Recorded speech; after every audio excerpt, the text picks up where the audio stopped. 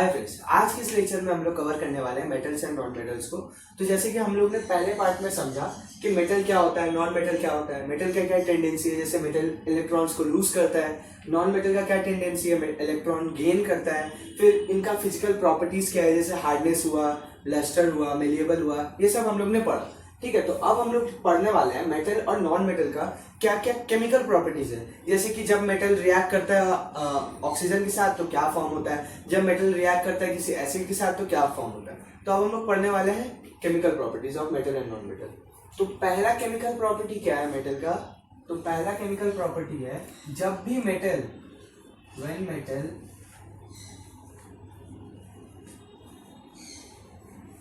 React with oxygen. तो जब भी मेटल रिएक्ट करता है ऑक्सीजन के साथ तो क्या बनता है, जब भी मेटल रिएक्ट करेगा ऑक्सीजन के साथ तो हमेशा वो मेटल ऑक्साइड बनाएगा। ठीक है, तो इसका जनरल फॉर्म हम लोग लिख लेंगे,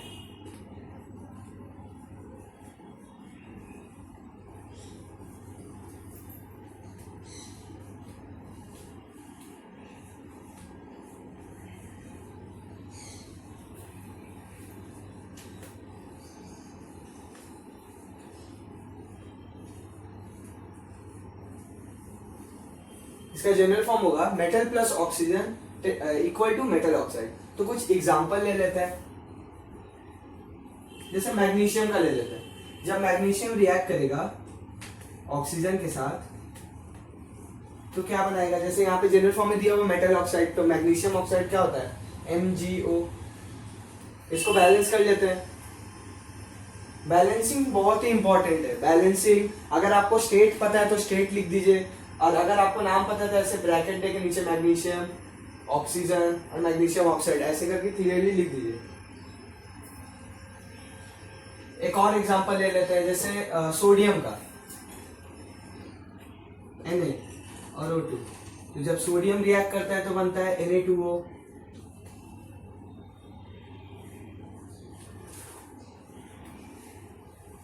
इसको ये बैलेंस हो गया।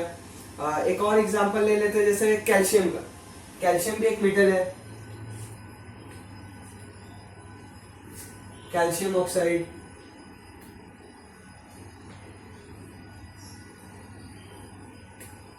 ये सब कुछ एग्जांपल है। जब भी मेटल रिएक्ट करेगा ऑक्सीजन के साथ हमेशा मेटल ऑक्साइड बनाएगा। एक चीज और नोट करने वाला है, ये जो मेटल ऑक्साइड होगा ना, इसका नेचर क्या होगा, इसका दो नेचर हो सकता है, या फिर वो एसिडिक नेचर का होगा या फिर वो बेसिक नेचर का होगा। जो दोनों नेचर शो करेगा उसको हम लोग बोलते हैं एम्फोथेरिक ऑक्साइड। उसको पढ़ेंगे आगे। तो इसका जो दो नेचर है ना, ये एसिडिक भी हो सकता है और बेसिक भी हो सकता है। एसिडिक भी हो सकता है और बेसिक भी हो सकता है। ठीक है, इसी में एक और मेटल का एग्जांपल ले सकते हैं, पोटेशियम का।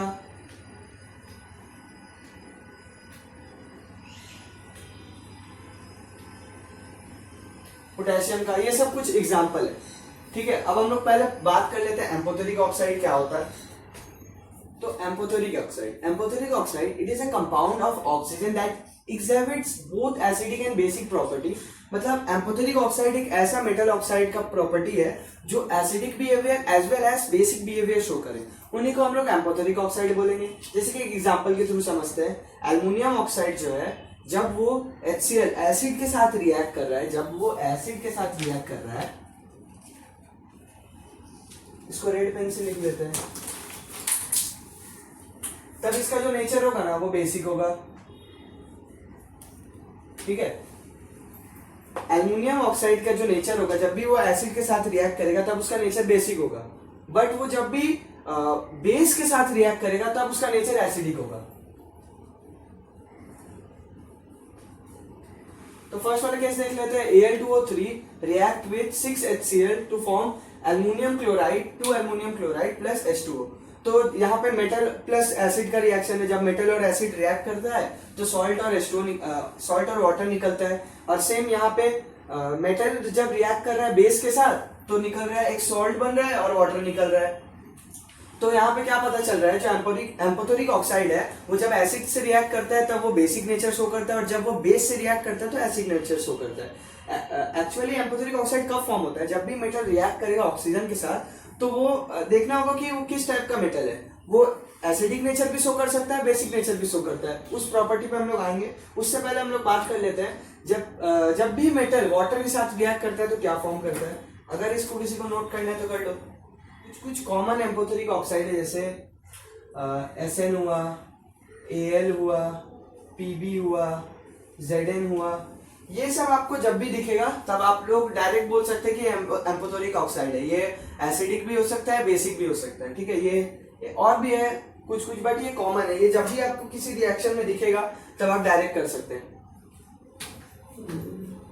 अब हाँ, BE भी होता है, बेरिलियम भी होता है। ये 5 है, ठीक है। इसको ऐसे भी याद कर सकते हैं, SAPZB।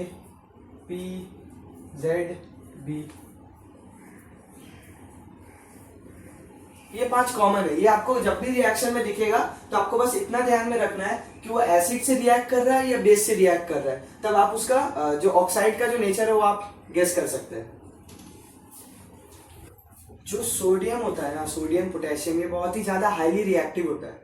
वो जब भी रूम के ऑक्सीजन या एटमॉस्फेयर में प्रेजेंट ऑक्सीजन के साथ रिएक्ट करता है ना, तो बहुत ज्यादा ह्यूज अमाउंट में हीट प्रोड्यूस करता है, जिसके कारण सोडियम और पोटेशियम वगैरह को केरोसिन में स्टोर करके रखा जाता है। क्यों केरोसिन में स्टोर करके रखा जाता है? क्योंकि केरोसिन जो है वो बाहरी एटमॉस्फेयर से उन लोग को प्रिवेंट करके रखता है।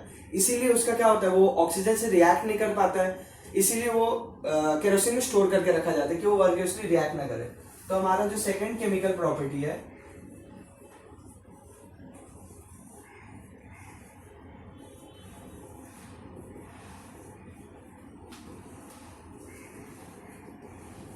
ठीक है। तो when metal react with water, तो मेटल जब भी वाटर के साथ रिएक्ट करता है तो क्या बनता है, तो इसका जनरल फॉर्म पहले हम लोग नोट कर लेंगे।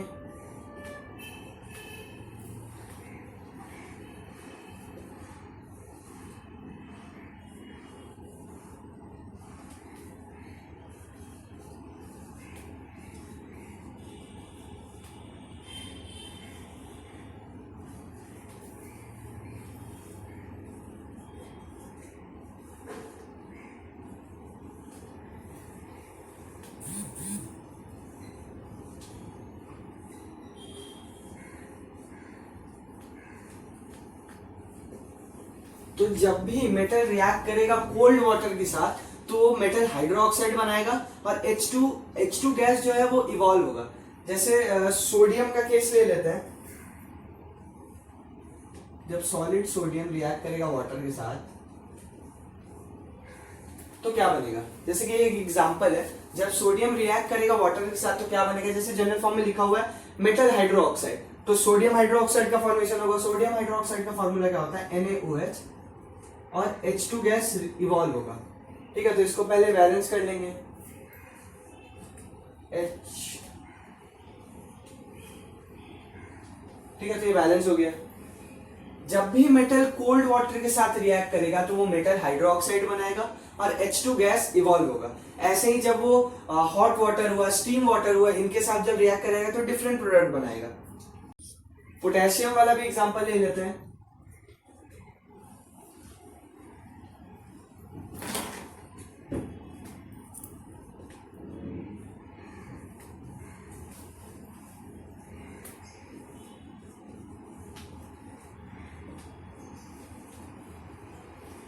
इसको भी बैलेंस कर लेंगे।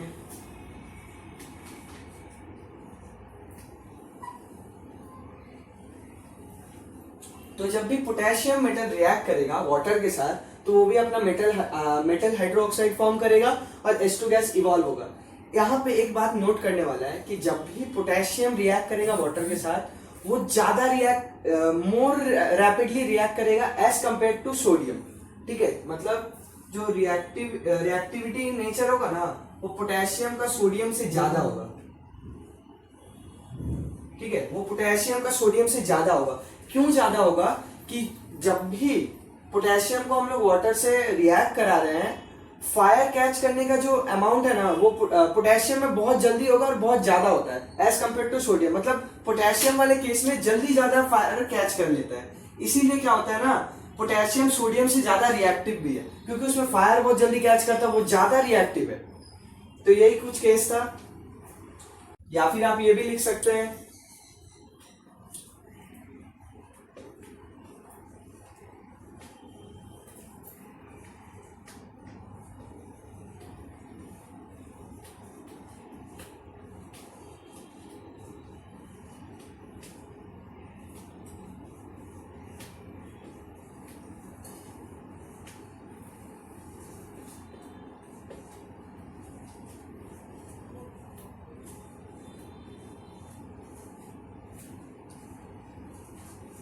ये भी लिख सकते हैं कि because H2 gas catches more rapidly fire in case of potassium as compare to sodium. ठीक है, ये बहुत ही इंपॉर्टेंट चीज है।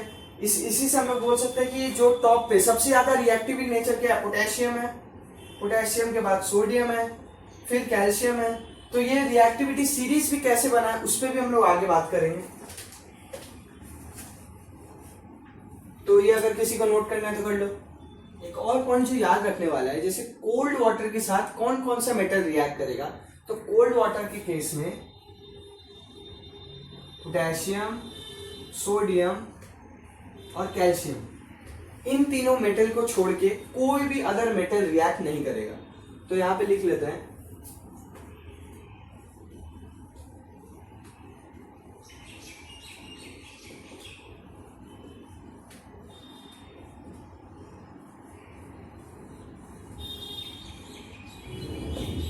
no other element except potassium, sodium and calcium react with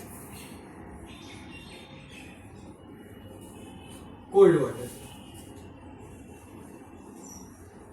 और कौन सा केस में सबसे ज्यादा रैपिड रिएक्शन होगा, तो यहाँ पे फर्स्ट पे आएगा पोटेशियम, सेकंड पे आएगा सोडियम और थर्ड पे आएगा कैल्शियम। ठीक है, इसको नोट कर लो। सेकेंड वाला क्या है हमारा, सेकेंड वाला का पहले जनरल फॉर्म लिख लेते हैं, मेटल हॉट वाटर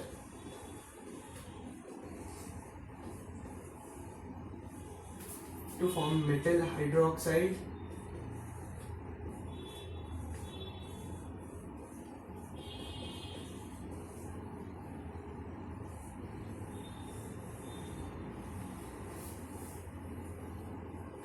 और H2 गैस इवॉल्व होगा।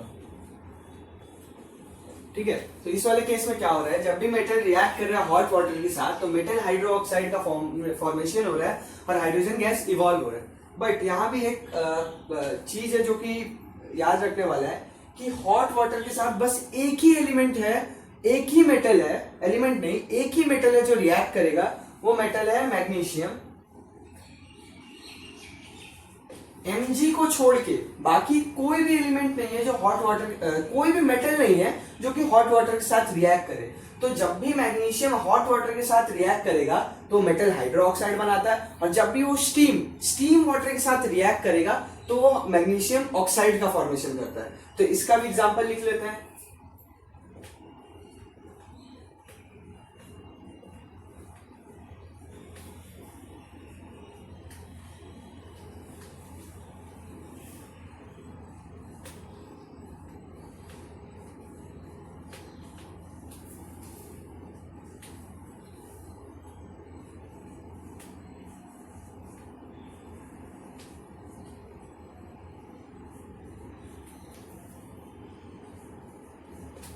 ठीक है, तो देख लेते हैं ये बैलेंस है कि नहीं। यहाँ पे 2, यहाँ पे 2 लगा लेते हैं, बैलेंस। ठीक है, तो जब भी मैग्नीशियम रिएक्ट करेगा हॉट वाटर के साथ तो मैग्नीशियम हाइड्रोक्साइड बनाएगा और H2 गैस इवॉल्व होगा।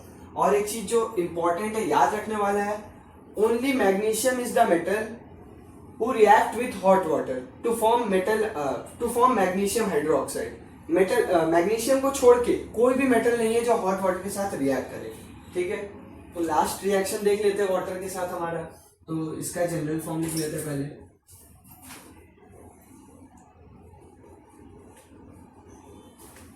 Metal with steam to form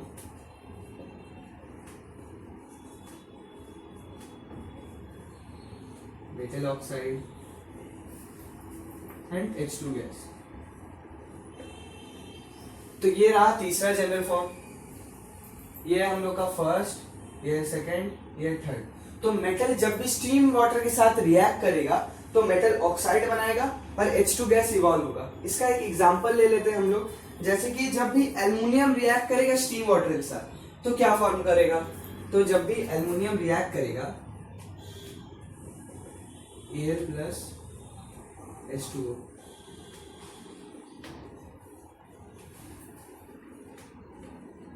ठीक है। तो जब भी एल्युमिनियम रिएक्ट करेगा तो हमेशा मेटल ऑक्साइड, एल्युमिनियम ऑक्साइड और हाइड्रोजन गैस इवॉल्व करेगा, ठीक है। अब हम लोग इस इक्वेशन को बैलेंस कर लेते हैं। Al यहाँ पे 2 है, 2 इधर 3 ऑक्सीजन 3, तो 3 2 जा 6, इधर 3, तो ये बैलेंस हो गया, ठीक है। तो यही कुछ एग्जांपल है, जब भी मेटल रिएक्ट करता है कोल्ड वाटर के साथ तो मेटल हाइड्रोक्साइड और H2 गैस इवॉल्व होता है। मेटल जब भी रिएक्ट करेगा हॉट वाटर के साथ तो मेटल हाइड्रोक्साइड और H2 गैस इवॉल्व होगा। मेटल जब भी रिएक्ट करेगा स्टीम के साथ तो मेटल ऑक्साइड और H2 गैस इवॉल्व होगा। अब यहाँ पे भी एक पॉइंट है जो कि बहुत इंपॉर्टेंट है, याद रखने वाला है कि कौन कौन सा मेटल है जो स्टीम के साथ रिएक्ट करेगा, ठीक है। पहले मैं इसको इरेज कर देता हूँ। जैसे फर्स्ट वाले में क्या था, कोल्ड वाटर में क्या था, पोटेशियम जो है, पोटेशियम, सोडियम और कैल्शियम, एक्सेप्ट कैल्शियम ही ऐसा मतलब वही तीनों ऐसा मेटल है जो कि कोल्ड वाटर से रिएक्ट करे। हॉट वाटर के केस में क्या था, Mg, मैग्नीशियम को छोड़ के कोई भी हॉट वाटर के साथ कोई भी मेटल रिएक्ट नहीं करता है। अब हम लोग यहाँ पे देख लेते हैं स्टीम वाटर के साथ। तो स्टीम वाटर के साथ कौन कौन सा करता है, तो स्टीम वाटर वाले एलिमेंट्स है Mg,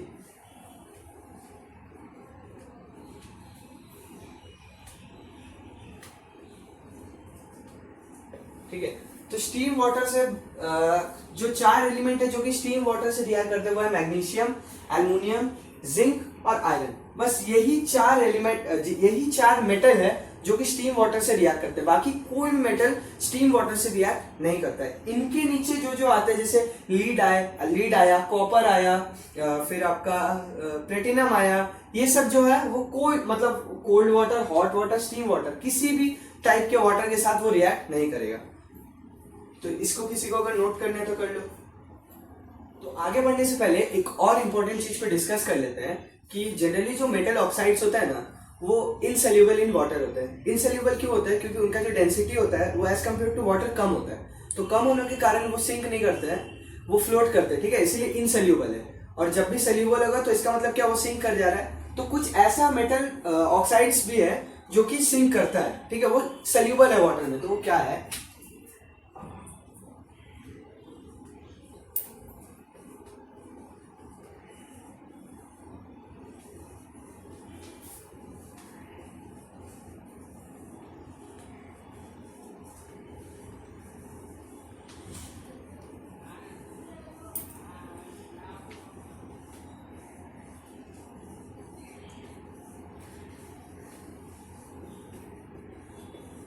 तो oxides like sodium oxide, potassium oxide, calcium oxide and magnesium oxide are soluble in water. तो बस यही कुछ मेटल ऑक्साइड्स है जो कि वाटर में सोल्यूबल है। नहीं तो इनको छोड़ के जितने भी मेटल ऑक्साइड है वो इनसोल्यूबल है, वो कभी भी पानी में वो डिसॉल्व नहीं होता है, ठीक है। तो इसको नोट कर लीजिए, एक इंपॉर्टेंट पॉइंट है। एक और चीज, cold water, hot water and steam water, ठीक है। इसमें जो भी मेटल्स रिएक्ट करेंगे वो होगा मोस्ट रिएक्टिव इन नेचर,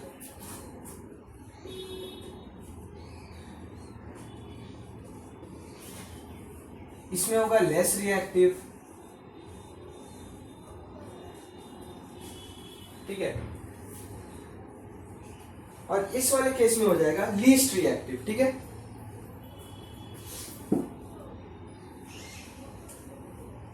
या फिर इसको लीस्ट रिएक्टिव नहीं बोल के इसको मीडियम भी बोल सकते हैं।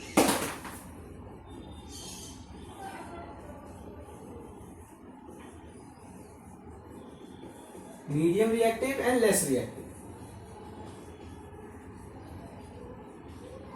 वो लीस्ट और लेस एक ही जैसा हो जाता। तो कोल्ड वाटर में जब भी कोई मेटल रिएक्ट करेगा तो वो मोस्ट रिएक्टिव होगा, हॉट वाटर में रिएक्ट करेगा तो वो मीडियम रिएक्टिव होगा, और स्टीम वाटर में जो रिएक्ट करेगा वो लेस रिएक्टिव होगा। तो और आज जो स्टीम वाटर में जो रिएक्ट नहीं करेगा वो उससे मतलब उसका रिएक्टिविटी जो होगा ना, वो रिएक्टिविटी सीरीज में एकदम नीचे होगा, मतलब ना के बराबर होगा। जैसे एकदम नीचे जैसे गोल्ड वगैरह आता है, गोल्ड, प्लेटिनम, लीड वगैरह आता है, वो सब स्टीम वाटर से भी रिएक्ट नहीं करता है। इसके बाद हम लोग देखेंगे कि जब मेटल रिएक्ट करता है डाइल्यूट एसिड के साथ तो क्या बनता है। ठीक है, देख लेते हैं कि जब मेटल रिएक्ट कर रहा है डाइल्यूट एसिड के साथ तो क्या बनता है। ठीक है, तो जनरल फॉर्म पहले लिख लेते हैं हम लोग।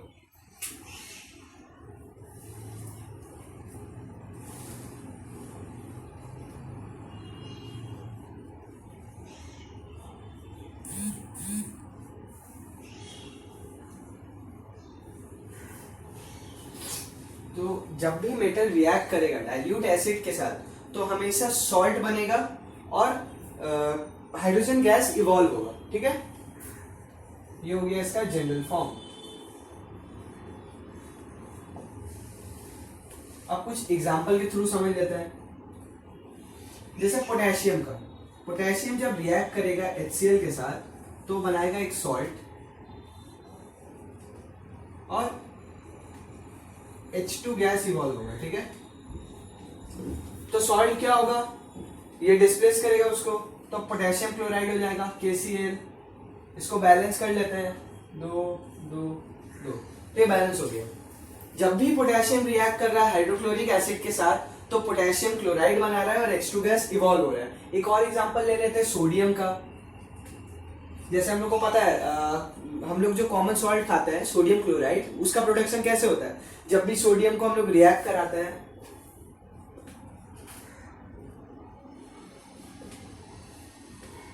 तो NaCl plus H2 gas evolve होता है। ठीक है, जैसे कि मैंने आपको अभी बोला कि हम लोग जैसे कॉमन सॉल्ट जो खाते हैं वो ऐसे बनता है, ऐसे कभी नहीं बनेगा। ठीक है, जस्ट मैं ऐसे ही बोल दिया क्योंकि यहाँ पे ये जो एसिड है, एसिड के कारण यहाँ जो सॉल्ट बन रहा है ना, उसका जो नेचर होगा वो भी एसिडिक नेचर होगा। जैसे acid base and salt chapter में हम लोग ने पढ़ा था न्यूट्रलाइजेशन रिएक्शन, उसमें क्या होता था, एक स्ट्रॉन्ग एसिड और स्ट्रॉन्ग बेस मिला के एक सॉल्ट का प्रोडक्शन। जब भी सोडियम हाइड्रोक्साइड और हाइड्रोक्लोरिक एसिड रिएक्ट करता है तब सॉल्ट बनता है जिसको NaCl बोलते हैं, और कुछ अमाउंट ऑफ वाटर निकलता है। क्योंकि वो न्यूट्रलाइजेशन रिएक्शन है इसीलिए वहां पे जो सॉल्ट बन रहा है वो न्यूट्रल होगा, तो वो हम लोग इंटेक कर सकते हैं, उससे हम लोग को कुछ हार्मफुल इफेक्ट नहीं देगा। ठीक है, एक और एग्जांपल जैसे इसी पे आप लोग पोटेशियम हुआ, सोडियम हुआ, मैग्नीशियम हुआ, कैल्शियम हुआ, उन सब का एग्जांपल भी इसी पे हो सकता है। अब बात आता है कि कौन कौन सा ऐसा मेटल है जो कि एसिड से रिएक्ट करेगा।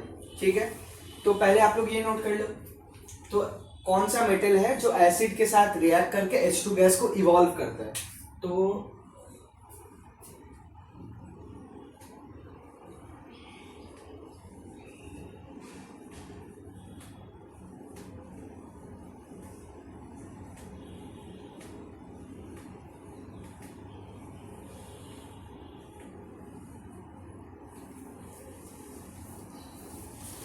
ठीक है, तो ये कुछ मेटल्स है जो रिएक्ट करते हैं एसिड के साथ और H2 गैस को इवॉल्व करते हैं। Potassium, sodium, calcium, magnesium, aluminium, zinc, iron और लीड,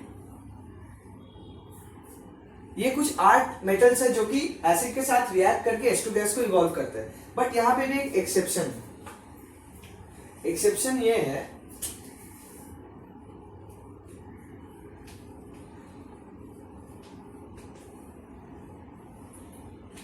बाकी जितना भी मेटल है वो जब भी एसिड के साथ रिएक्ट करता है तो H2 गैस इवॉल्व करता है, ये हम लोग का जनरल फॉर्म बोल रहा है।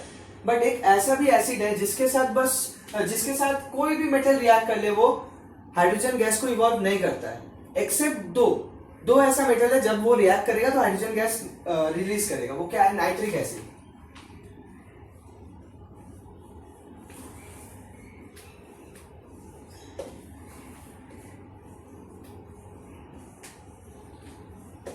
तो नाइट्रिक एसिड एकमात्र ऐसा एसिड है जब भी उसके साथ पोटेशियम रिएक्ट कर ले, सोडियम रिएक्ट कर ले, कैल्शियम रिएक्ट कर ले, वो कभी भी हाइड्रोजन गैस को इवॉल्व नहीं करेगा, एक्सेप्ट जब भी वो मैग्नीशियम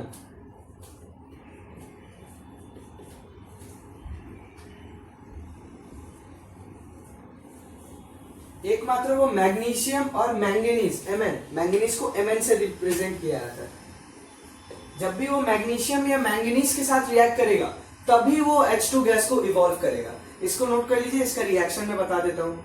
तो ये रहा वो केमिकल रिएक्शन। जब भी मैंगनीज या मैग्नीशियम रिएक्ट कर रहा है HNO3 के साथ तो H2 गैस को इवॉल्व करेगा और जो सॉल्ट बनेगा वो ये है, ठीक है। अब जो HNO3 है ना वो बहुत ही स्ट्रॉन्ग ऑक्सीडाइजिंग एजेंट है, जिसके कारण बाकी जो मेटल्स है उनसे वो रिएक्ट करके हाइड्रोजन गैस को इवॉल्व नहीं कर पाता है। बट यहाँ पे एक्सेप्शन है जो कि मैग्नीशियम और मैंगनीज का है, ठीक है।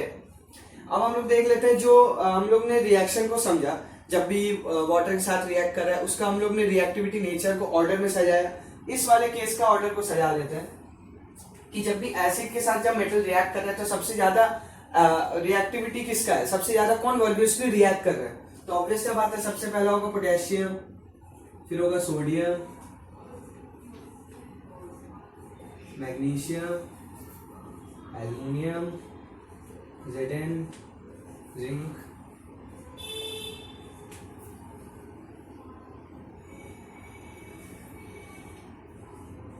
लीड, ठीक है। तो ये हो गया उसका ऑर्डर। ये ऑर्डर सारा मैं इसलिए आपको लिखवाते जा रहा हूं क्योंकि इसी से आपको समझ आएगा कि रिएक्टिविटी सीरीज जो बना हुआ है हम लोग का, रिएक्टिविटी सीरीज का जो चार्ट है वो कैसे बना है। ये सब जो ऑब्जर्वेशन है कि जब भी मेटल रिएक्ट कर रहा है वाटर के साथ या फिर ऑक्सीजन के साथ या फिर किसी एसिड के साथ, तो उसका रिजल्ट क्या आ रहा है, यही सब रिजल्ट आ रहा है कि कौन सा ज्यादा वर्गुअसली रिएक्ट कर रहा है। इसी डेटा के बेस वो रिएक्टिविटी सीरीज को बनाया गया। तो इसको नोट कर लीजिए।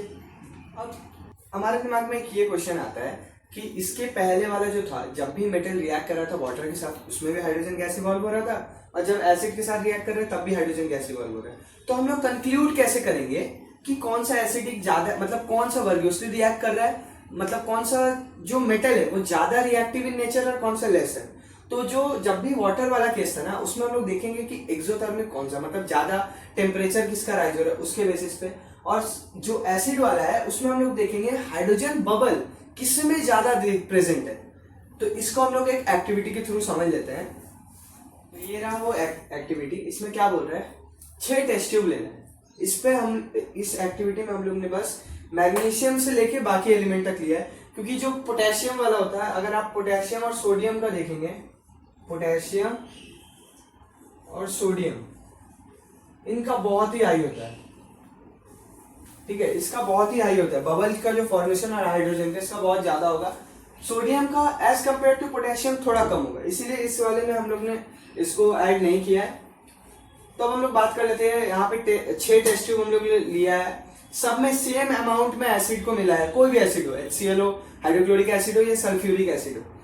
पहला टेस्ट ट्यूब में मैग्नीशियम है, सेकंड टेस्ट ट्यूब में एल्युमिनियम है, थर्ड टेस्ट ट्यूब में जिंक है, फोर्थ में आयरन है और फिफ्थ में लीड है, और सिक्स्थ में कॉपर हुआ, गोल्ड हुआ, प्लेटिनम हुआ, ये सबको रखा हुआ है, ठीक है। अब हम लोग यहाँ पे देख लेते हैं क्या ऑब्जर्वेशन ऑब्जर्व क्या करने बोला है।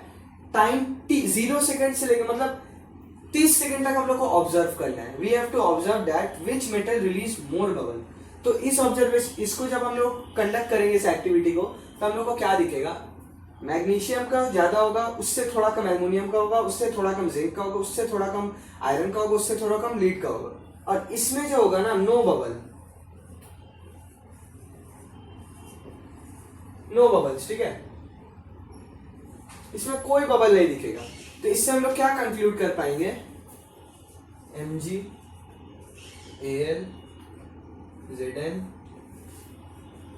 Fe और Pb, ठीक है। इसके पहले K और N।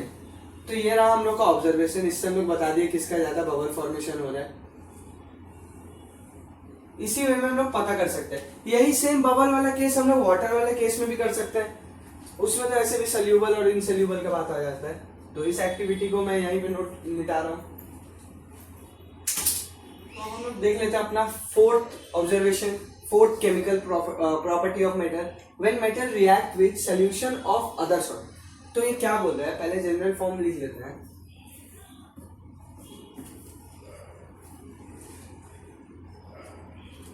मेटल ए रिएक्ट कर रहा है एक अदर सॉल्ट, एक other solution of metal B, ठीक है।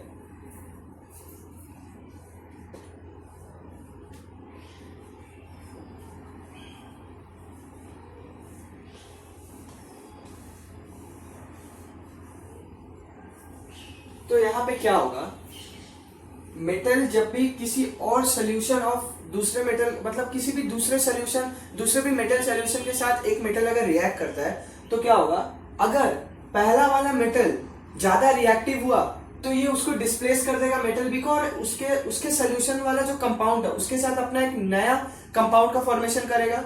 तो इस वाले रिएक्शन को ही हम लोग डिस्प्लेसमेंट रिएक्शन बोलते हैं। जैसे हम लोग ने वो पढ़ा था A plus B C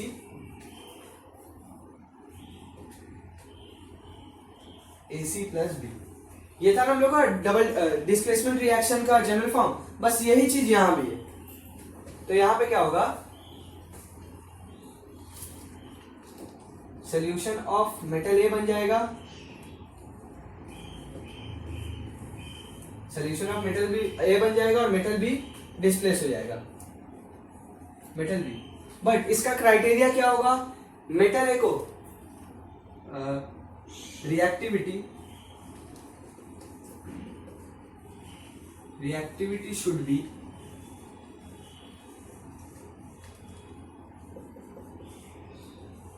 metal A greater than metal B। ये क्राइटेरिया इसको फॉलो करना होगा। अगर ये नहीं होगा तो कोई चेंज ही नहीं होगा सर, जैसे था वो no change, no chemical reaction occur, ठीक है। यहाँ पे मेटल ए को ज्यादा रिएक्टिव होना होगा मेटल बी से, तभी ये पॉसिबल है ये रिएक्शन। ये तो एग्जांपल, जब लीड रिएक्ट कर रहा है कॉपर क्लोराइड के साथ, तो अब लीड कॉपर को डिस्प्लेस करके एक अपना कंपाउंड बना रहा है जिसको हम लोग बोलते हैं लीड क्लोराइड, और कॉपर अलग हो जा रहा है। अब क्वेश्चन ये आता है कि हम लोग को कैसे पता चलेगा कि कौन ज्यादा रिएक्टिव है। वो तो कुछ ऑब्जर्वेशन था कि जब वाटर से रिएक्ट कर रहा है तो वैसे, बट एक एक्चुअल होना चाहिए ना कि एक रिएक्टिविटी टेबल है। तो रिएक्टिविटी टेबल पहले इसको नोट कर लीजिए, फिर मैं रिएक्टिविटी पे बढ़ता हूं। तो इसमें इसका क्राइटेरिया क्या होगा, जो लीड है वो ज्यादा रिएक्टिव होगा,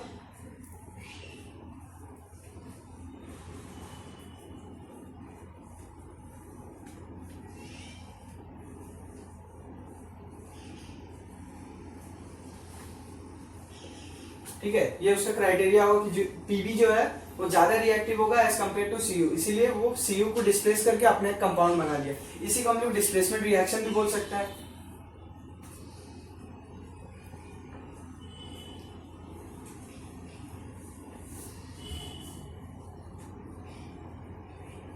डिस्प्लेसमेंट रिएक्शन भी है, तो इसको नोट कर लीजिए। तो इतना सारा जो हम लोग ने मेटल के साथ रिएक्शन देखा, सारा ऑब्जर्वेशंस को देखा, उसके बाद लास्ट रिएक्शन जो था वो था सोल्यूशन में सोल्यूशन का डिस्प्लेसमेंट रिएक्शन। उससे कंक्लूड करके हम लोग ने एक रिएक्टिविटी सीरीज बनाया है। पोटेशियम सोडियम, मतलब पोटेशियम सबसे ज्यादा रिएक्टिव है, उसके बाद आता है sodium, calcium, magnesium, aluminium, zinc, iron, lead, hydrogen, copper, mercury, silver, gold. ये है आप लोग का रिएक्टिविटी सीरीज। इसको लर्न कर सकते हैं, क्रोनोलॉजी जैसे ऊपर से नीचे तक है, इसको आप लोग लर्न कर लीजिएगा, जो कि आपको बहुत हेल्प देगा। अब एक क्वेश्चन आता है कि हाइड्रोजन तो नॉन मेटल है, हाइड्रोजन एक नॉन मेटल है, तो इसको हम लोग मेटल वाले रिएक्टिविटी सीरीज में क्यों रखें। तो हाइड्रोजन ना अपना आयन को रिलीज करके एक पॉजिटिव चार्ज बनके मेटल के तरह बिहेव कर सकता है। Hydrogen can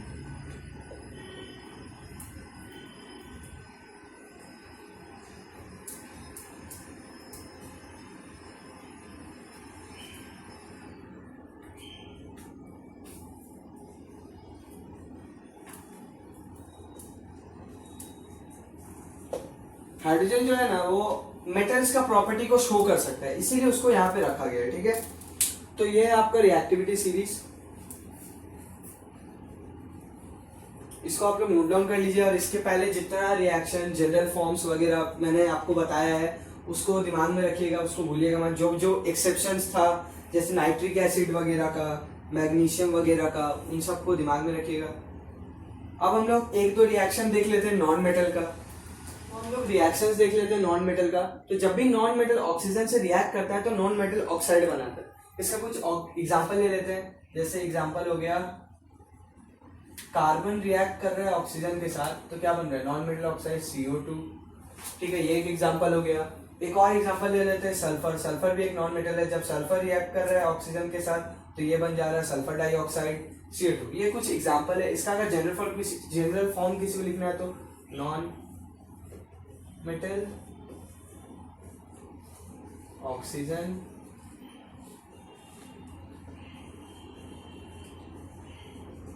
non metal oxide. ठीक है, ये हो गया उसका जनरल फॉर्म और कुछ एग्जांपल। अब हम लोग देख लेते हैं कि नॉन मेटल ऑक्साइड जब रिएक्ट करता है वाटर के साथ तो क्या बनाता है। जब भी नॉन मेटल ऑक्साइड रिएक्ट करता है वाटर के साथ तो एसिड बनाता है। तो इसका पहले जनरल फॉर्म लिख लेते हैं।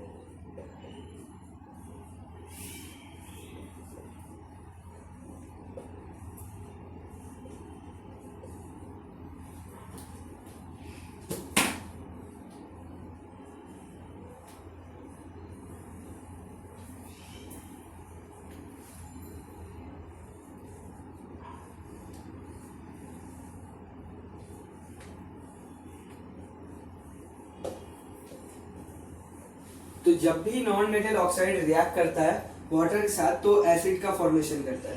तो एक एग्जांपल ले लेते हैं नॉन मेटल ऑक्साइड। तो non metal oxide carbon dioxide react कर रहा है वाटर के साथ तो एसिड का फॉर्मेशन होगा। यहाँ पे क्या बनता है, कार्बोनिक एसिड का फॉर्मेशन होता है। जब भी कार्बन डाइऑक्साइड रिएक्ट करता है वाटर के साथ तो ये कार्बोनिक एसिड बनाता है। तो कार्बोनिक एसिड का फॉर्मूला होता है H2CO3। ठीक है, इसको हम लोग बोलते हैं कार्बोनिक एसिड। ये एक्वस फॉर्म में होगा। ठीक है, H2CO3। जब भी कार्बन डाइऑक्साइड रिएक्ट कर रहा है, मतलब नॉन मेटेलिक ऑक्साइड रिएक्ट कर रहा है वाटर के साथ तो बनाता है एसिड। तो इस वाले केस में क्या हो रहा है, जब भी कार्बन डाइऑक्साइड एक नॉन मेटल ऑक्साइड जब रिएक्ट कर रहा है वाटर के साथ तो बना रहा है कार्बोनिक एसिड H2CO3। इसको नोट कर लीजिए। इसको यहाँ पे ऐसे लिख सकते हैं इसका भी, ये गैस है और ये लिक्विड है। इसके बाद हम लोग पढ़ेंगे इस वीडियो का लास्ट टॉपिक एक्वा रीजिया। बाकी का टॉपिक्स नेक्स्ट वीडियो में कवर करेंगे। ठीक है, तो हम लोग देख लेते हैं एक्वा रीजिया। एक्वा रीजिया एक सोल्यूशन है। एक्वा रीजिया का जो लैटिन मीनिंग है ना, उसको हम लोग बोलते हैं royal water. Aqua regia which is a Latin means royal water is a mixture of concentrated nitric acid and hydrochloric acid in the ratio of 1:3 by volume। मतलब इसका जो वॉल्यूम का जो रेशियो होता है ना वो होता है 1:3, जो कि इंपॉर्टेंट है, नोट रखने वाला बात है। इट इज हाईली कोरोसिव, मतलब ये बहुत ही ज्यादा कोरोसिव इन नेचर है। फ्यूमिंग लिक्विड है। It is one of the few reagents and that can dissolve gold and platinum. जैसे कि हम लोग को पता है नीचे के ऑर्डर में जैसे एकदम रिएक्टिविटी सीरीज के एकदम नीचे होता है गोल्ड और प्लेटिनम, तो वो किसी के साथ रिएक्ट नहीं करता है, तो उसको हम लोग डिसॉल्व भी नहीं कर सकते। जैसे ना वाटर के साथ करता है ना एसिड के साथ ये लोग रिएक्ट करता है। तो इसी के लिए स्पेशल सा लिक्विड बनाया गया है जिसको हम लोग स्पेशल सा सोल्यूशन बनाया गया है जिसको हम लोग बोलते हैं एक्वा रीजिया। उसमें कंसेंट्रेटेड नाइट्रिक एसिड मतलब HNO3 कंसेंट्रेटेड फॉर्म में और हाइड्रोक्लोरिक एसिड को डाला जाता है मतलब HCl। ठीक है, इससे क्या होता है, गोल्ड डिसॉल्व हो जाता है 1:3। अगर हम लोग 100 ml का बात करें, अगर हम लोग 100 ml को कंसीडर करें तो इसका रेशियो कुछ ऐसा आ जाएगा 25 ml प्लस 75 ml। अगर बस वॉल्यूम रेशियो जानना हो तो बस यही है एक्वा रीजिया। इस पे डायरेक्ट क्वेश्चन आता है, बहुत ही इंपॉर्टेंट टॉपिक है इस चैप्टर का। इस पे आपसे पूछ सकता है, एमसीक्यू में रेशियो पूछ सकता है या फिर डायरेक्ट किसी केस बेस में पूछ ले कि एक्वा रीजिया सोल्यूशन क्या है, define the term aqua regia, ये आपसे पूछ सकता है। तो ये कुछ पॉइंटर, जैसे ये रेशियो वाला पॉइंटर अगर आपका 2 या 3 मार्क्स का है तो आप इसका लैटिन मीनिंग क्या है वो बता सकते हैं। ये इक्वेशन लिख सकते हैं, किस चीज में काम में आता है, किसको डिसॉल्व करने के काम में आता है, ये सब पॉइंटर आपको दिमाग में रखना है। तो इस वीडियो को यहीं पे खत्म करते हैं। इसके आगे का टॉपिक को नेक्स्ट पार्ट में कवर करेंगे। Thank you.